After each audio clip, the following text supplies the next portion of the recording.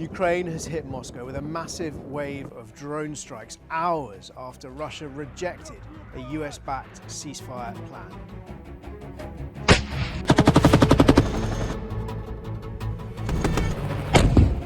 Kharkiv again. My name is Jerome Starkey. I'm the defence editor at the Sun newspaper, and this is Frontline, your weekly roundup of the most important news from the war in Ukraine. Explosions have rung out in and around Moscow as part of a massive Ukrainian set of long-range drone strikes across Russia this morning. It came hours after President Vladimir Putin refused to commit to a 30-day ceasefire put forward by the United States and Ukraine. We've seen multiple blasts in central Moscow, in southwestern Moscow and east of the city, notably briefly closing Vnukovo airport, where Donald Trump's envoy Steve Witkoff flew out of after his crunch talks with President Vladimir Putin. Putin has said that whether or not he holds or when he holds a call with Donald Trump will depend on the messages Witkoff takes back to America with him. There were also explosions in Balashikha, east of the city, and in the central neighborhood of Novo-Ogaryovo near the Kievsky metro station and Kiev hotel, not far from the British embassy in Moscow. This was part of a much wider set of Ukrainian strikes. We've also seen them hit overnight an oil refinery in Tuapse in Krasnodar Krai. That's on the eastern edge of the Black Sea. They've hit two gas pumping stations, one in Tambov, some 300 miles from the nearest held Ukrainian territory, another in Saratov, some 200 miles from the nearest held Ukrainian territory. And Ukraine's intelligence services say they've also hit a depot in Belgorod containing missiles, S-300 and S-400 missiles. Those are air defense missiles, but Russia has repurposed them during the course of this war for ground attack. And this latest strike, coming about 48 hours after Ukraine launched the largest long-range drone strike against Russia during the course of the three-year war, firing some 337 drones at Russia. In a sense, this is Kyiv's show of defiance, a show of capability, because whilst things are not going well elsewhere, particularly in Kursk, and we're going to talk about that, they are proving they still have the capability if, as Russia has, it rejects their ceasefire plans, and they have that ability to continue to strike, to try and inflict pain and to degrade Russia's ability to prosecute the war with this sustained campaign of hitting oil refineries, oil depots, gas pumping stations. That's about trying to limit Russia's ability to move gas around, both across Russia and potentially into markets overseas. And of course, hitting ammunition depots has been a long-running tactic. It came after Vladimir Putin, in a press conference in the Kremlin, refused to commit to this proposal for a 30-day ceasefire. He suggested it might be a ruse or it might be a ploy to allow Ukraine's troops to rearm. He said he did want to cease hostilities, but he appeared to be playing for time, insisting that he would have to impose his own conditions. He wouldn't be able to accept the ceasefire as put forward by America and Ukraine. And of course, President Zelensky's response to this was that Putin was simply being manipulative. He's preparing to reject the ceasefire, but he didn't want to come out and say it directly that he's rejecting Donald Trump's deal. In fact, what we saw in the Kremlin was we saw Putin compliment Trump, so he welcomes his efforts to try and bring the war to a close, sort of playing to the US president's ego, but insisting he couldn't accept the deal on as it stands because there were so many uncertainties, effectively playing for time. Of course, Trump wants this ended quickly. The concerns are that Moscow, the concern certainly in Ukraine and among Ukraine's allies, is that Moscow is deliberately manipulating Donald Trump, finding ways to stall. Putin boasted that his troops were advancing across almost the entire length of the 600-mile front line, and he singled out what is happening in Kursk. And he said, what would happen to Ukrainian troops who are retreating in Kursk? Would they be allowed to continue to flee without a fight? He clearly wants to exploit what he sees as Russia's advantages on the battlefield, and he was concerned that a pause would allow Ukraine to regroup and rearm. We're going to talk about what has happened in Kursk because it has been really dramatic.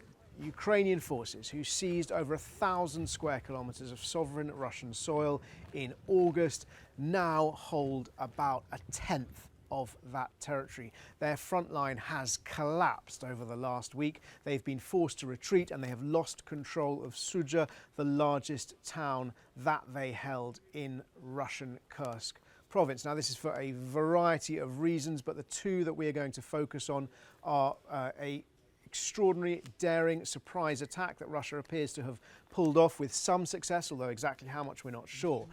Hundreds of Russian soldiers, according to Russian sources, trekked some 15 kilometers or snuck 15 kilometers along a gas pipeline where they hid for days before emerging behind Ukrainian lines to ambush Ukraine soldiers. Now, Ukraine claims they had advanced warning of the attack and they managed to film the soldiers, the Russian soldiers, leaving the pipeline and bomb many of them, disrupting that planned ambush. Russia tells a different story, said it sowed panic among Ukrainian troops and contributed to their advances over the last week.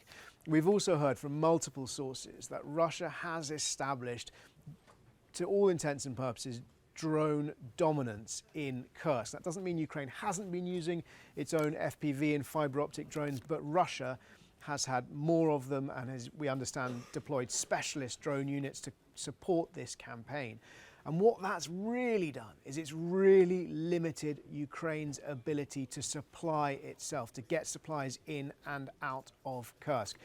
The forces on the front line could not be resupplied, they couldn't get ammunition. Anything that moved along the main roads from sovereign Ukrainian soil into Sudzha and then beyond, Sudzha was really the hub beyond to those Ukrainian forces, risked drone attack. There was a sort of, one soldier's account I read suggested there was a 50-50, it felt like there was a 50-50 chance if you're on those roads of getting hit.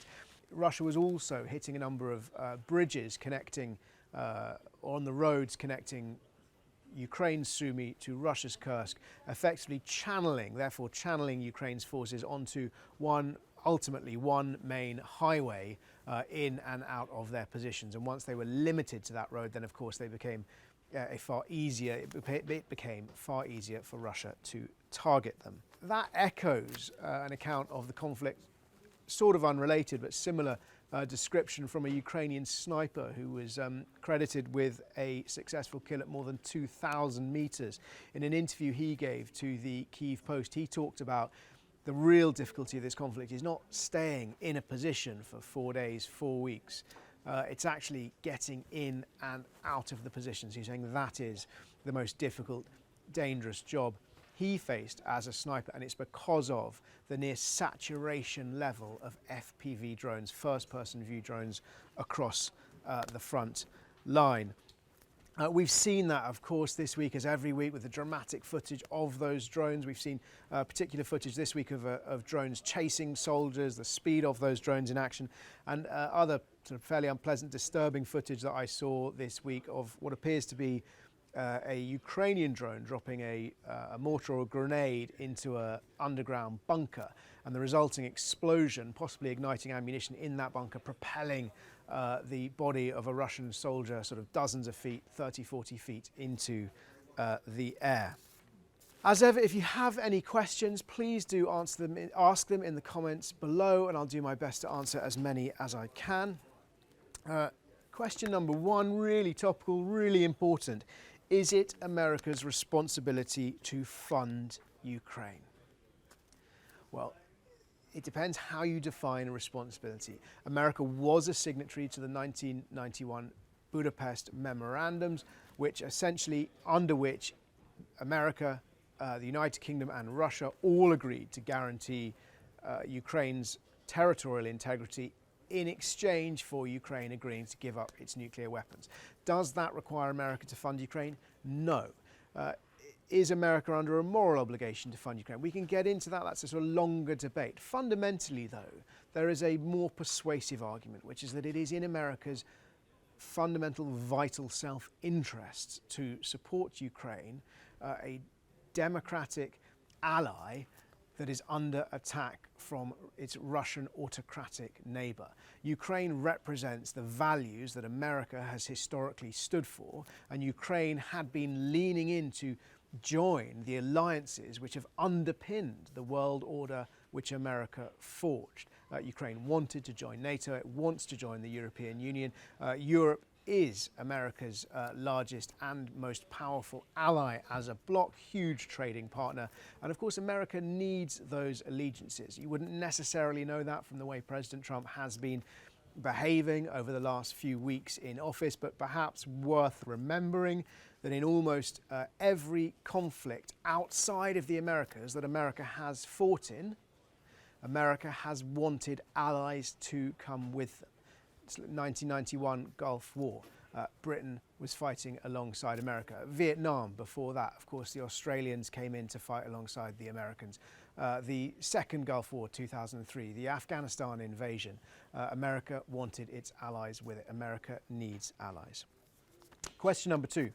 Will Trump help Russia militarily? Again, a really good question. I think I'll answer it on 2 levels. In one sense, Trump has already helped Russia militarily. The humiliation of Zelensky in the White House was a huge boost to the morale in the Kremlin and of course for Russia's soldiers fighting on the front lines. It was a kick in the teeth to Ukraine, and morale makes a real difference on the front line. So that has already been a help.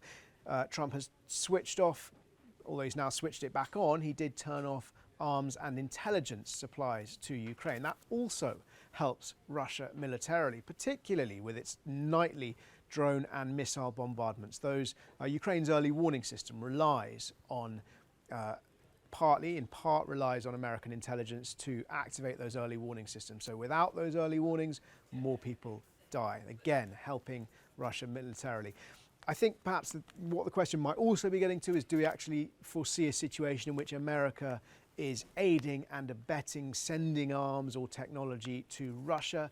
At the moment, that still feels on the edge of unimaginable. But as I've written, if Donald Trump does one thing, he forces us all to think the unthinkable, and certainly the situation we perceive, the reality we perceive today in terms of America's relationship with its allies in Europe and NATO is so far away from where it was just a month ago that I don't think anything should be ruled out. Question number 3. When is Europe going to pony up? And this is a question really fueled by, I think, Russian propaganda, and that same Russian propaganda that we've heard parroted in Washington and specifically in the White House. Donald Trump keeps on suggesting that America has spent $500 billion on Ukraine. The figure, according to the Kiel Institute, which we often reference on this show, is that America has spent 114 billion euros, so perhaps about 135 billion US dollars, compared to the EU, Europe, which has spent 132 billion euros, so probably north of 150 billion US dollars. Europe has, as a collective, has outspent America in Ukraine. Europe is ponying up. Europe is sending a huge amount of military aid and financial assistance to Ukraine, and in total that is more than America's. Final question is, do Europe and Zelensky want this war to end? The short answer, absolutely yes, they want this war to end.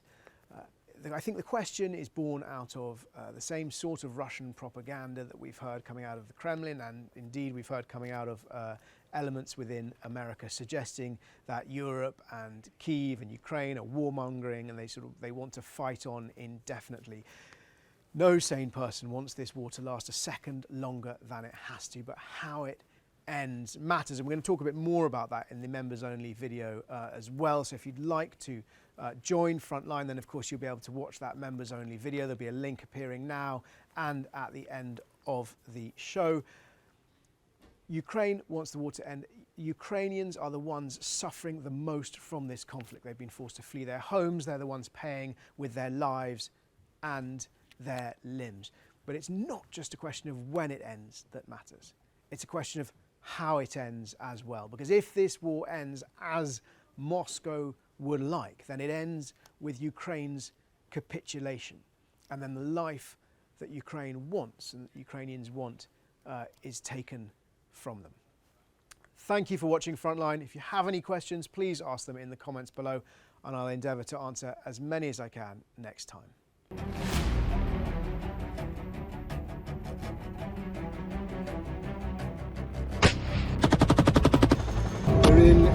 Ukrainian armoured vehicle, and we're heading towards the Russian border.